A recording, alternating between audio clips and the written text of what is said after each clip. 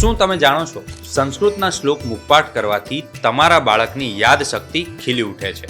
American ન્યુરોબાયોલોજિસ્ટ અને double master degree ધરાવનાર professor James હાર્ટઝલ Sanskrit ભાષાથી એટલા પ્રભાવિત થયા કે તેમના મનમાં વિચાર ઝબક્યો કે શું સંસ્કૃત ભાષાના શ્લોક બોલવાથી માણસના મગજમાં ફાયદો થઈ શકે?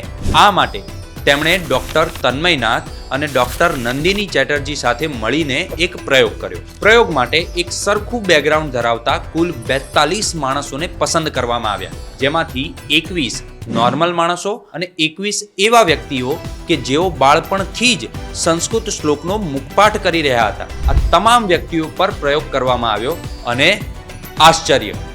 રિપોર્ટના આધારે પ્રોફેસર હાર્ટઝલે જોયું કે સંસ્કૃત શ્લોકનો મુખપાઠ કરનાર વ્યક્તિઓના મગજ અન્ય કરતાં વધુ સારી રીતે કામ કરે છે.